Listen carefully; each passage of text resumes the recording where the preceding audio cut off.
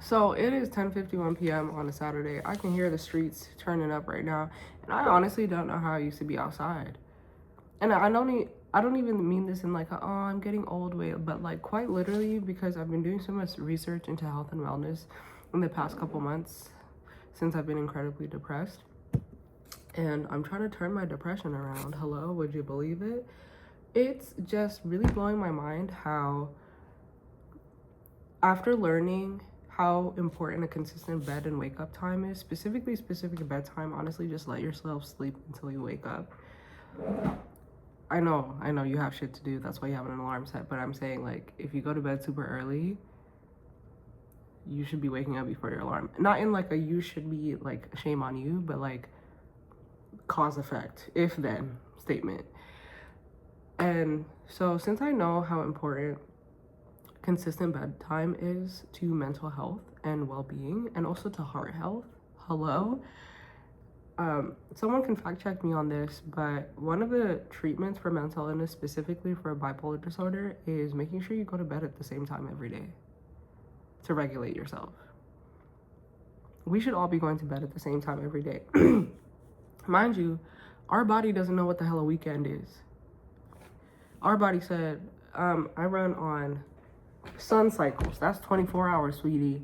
I run on days. And Friday, Saturday, Sunday, Monday, Tuesday, Wednesday, Thursday, Friday looked the same to me, according to sun got up, sun got down. Well, actually, we roll around, but you know.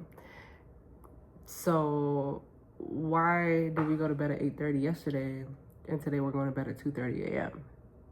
What are you doing? So yes, consistent bedtime is super important for mental health, also important for heart health. Am I tripping? Consistent bedtime, important for, like, my thing, I don't think people use the internet enough. I know we're allegedly the generation that's addicted to the internet, but not enough. Because people don't use it to fact check themselves in real time. A consistent bedtime is critical for regulating your internal circadian rhythm, which boosts sleep quality, immune function, and mental health. It is essential for reducing risk of chronic diseases like diabetes and heart disease, and it helps with mood regulation, cognitive performance, and memory. Consistent timing helps you fall asleep faster and increases the efficiency of your sleep. Not only just the number of hours, but the quality of your sleep is important. And fun fact, the quality of your sleep is actually more important than the number of hours. I say this as someone who thought I was in some chronic, depressed, burnout mode where I needed 12 hours of sleep every day. I started doing this bedtime thing. Girl, I don't need 12 hours. I needed 12 hours because my bedtime was all over the place and my sleep quality was ass. Come to find out, when you work efficiently, you don't need as much. That goes for sleep quality, that goes for money, that goes for having friends, but that's a whole different conversation. Regular schedules are associated with better cardiovascular, told you, and metabolic health, as well as lower and reduced inflammation. I have chronic inflammation. Autoimmune disease, hello? A regular, consistent bedtime assists with better mood regulation. Girl, the bipolar thing. I mean, like, literally the medical word bipolar, because people like to say, oh, blah, blah, blah, blah, blah, blah, bipolar, just because your mood changed. No, I'm talking about the actual DSM, mental illness qualified as bipolar. One of the things that helps with that is a regular bedtime. Improved alertness and stress management. Stress is the number one killer. Well, it actually never kills you, but it contributes to every disease that kills you. And I would know because I have a whole separate project on that. For children, a consistent routine. Also, another thing, just observe the kids, bro. Like, I understand we're adults and we don't, like, there's certain things we grow out of, such as breastfeeding. Like, I don't need to be breastfeeding right now. But there are so many things about how a kid lives their lives that is critical for how adults should be living, and we don't do it. Arts and crafts, brother. Nap time. Consistent routine. And you know damn well, I'm not a parent, but if you are, you know damn well what happens when you be throwing off your kids' routines. So what do you think's happening with you? Is associated with better emotional regulation, behavioral control, shorter sleep latency. I don't even know what that means. Fewer night awakenings. A consistent schedule improves focus, decision making, and memory. Boom. Why sleep? Psychiatrist.com. Why sleep consistency may be more important than duration. Could one weird trick be the secret to healthy sleep? According to a new paper in the journal, yes. Prioritizing consistency, mortality and sleep factors, rethinking slumber rules, new rest recommendations. Huh? Anyway, hey, I'm about to go to sleep.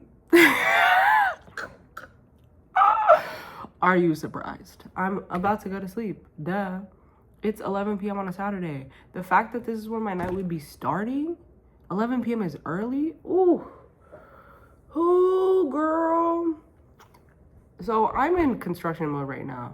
Like I'm being turned inside out. My whole worldview relating to myself, relating to others is being topsy-turvied. And what that includes is body, mind, and spirit. Body, sleep. Mind, also sleep. Spirit, awake. Woke. But the reason why I say that is because I've also been doing a lot of spiritual development. Oh my God. Oh, I'm not gonna get distracted, but y'all, there's no one watching this, but you. Understand that, so I use AI to make Bible plans. And one thing is like, people are like, ew, don't use AI, think for yourself. I do think for myself, baby girl. It took me 2 hours to come up with this Bible plan. And that's actually something that bothers me. I have a friend who started using AI. He's like, bro, I tried to make a PowerPoint and it didn't work. I was like, it did work. You just underestimate how much work it takes to make it look good with AI.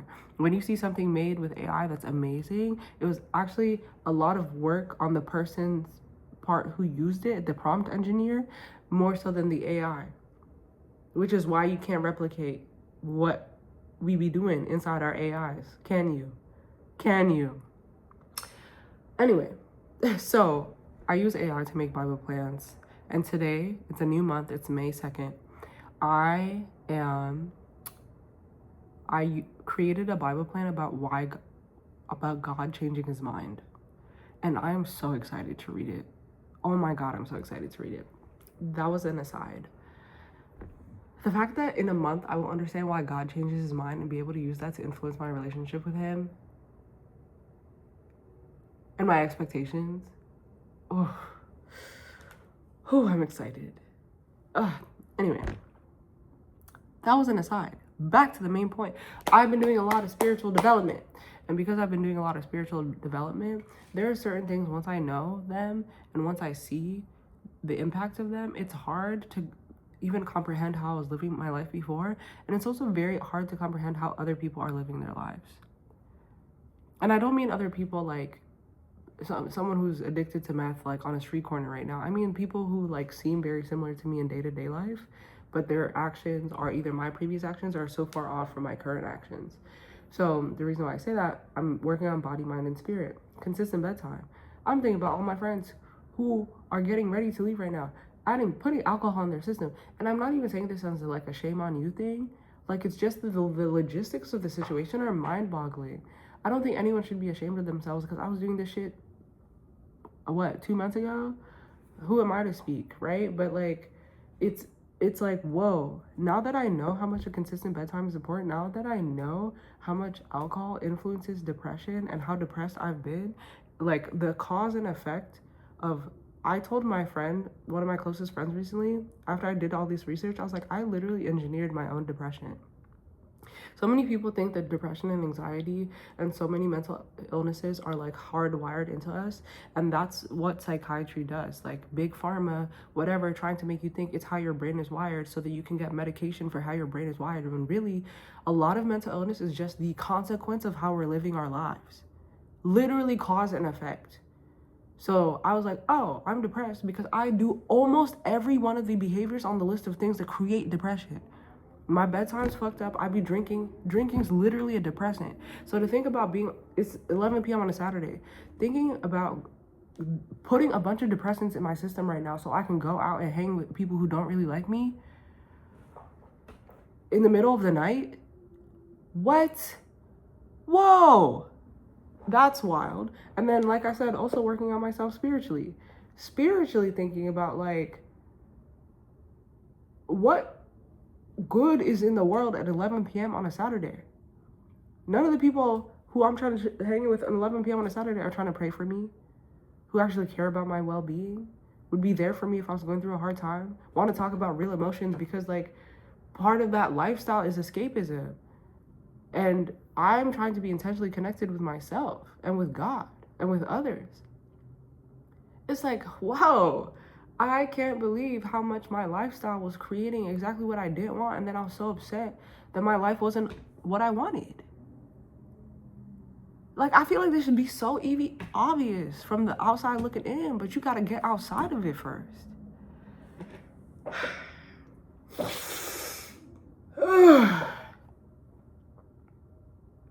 And now that I'm on the outside looking in, or at least on the outside looking at myself, observing myself, right? The concept from Buddhism, like you are not your thoughts, you are the observer of your thoughts. And now that I'm not my life, I'm the observer of my life. Now that I'm sitting here observing, I'm like, that's not a life I want to live. And I don't even know why I was ever living that. Probably because it takes a lot of internal work to get to this point, and it's hard to do. So I get it. But I'm gonna get in bed.